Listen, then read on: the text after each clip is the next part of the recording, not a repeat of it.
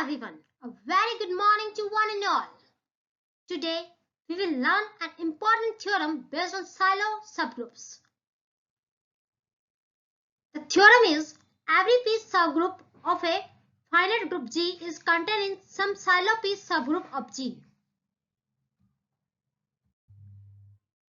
Now we will prove the theorem. Let H is a subgroup of G such that order of H is equal to p power m.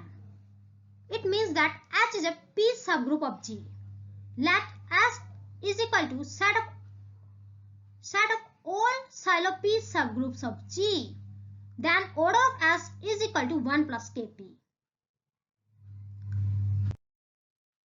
Define a relation equivalence on S as follows. For P1, P2 belongs to S, let P1 is equivalent to P2, which double implies that there exists X belongs to H such that P1 is equal to X P2 X inverse.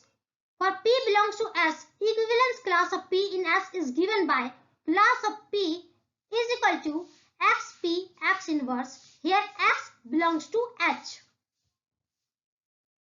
If normalizer of HP is equal to X belongs to H, here XP is equal to PX, then normalizer of HP is less than equal to H. Thus, order of class of P is equal to order of H divided by order of normalizer of P dot P power S. Here S is greater than equal to 0. Suppose S is not contained in any Sylow P subgroup of G, then H is not a proper subset of P. Therefore, there exists X belongs to H such that X does not belong to P.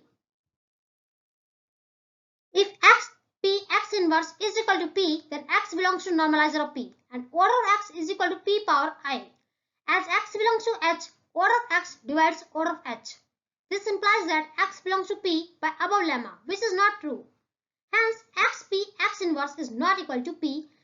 Here X belongs to H. This implies that P and XP X inverse are distinct members of class of P, which implies that order of class of P is greater than 1.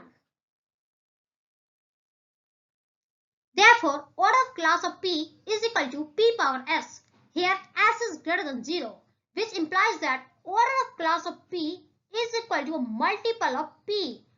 This implies that 1 plus Kp is a multiple of P, which is a contradiction.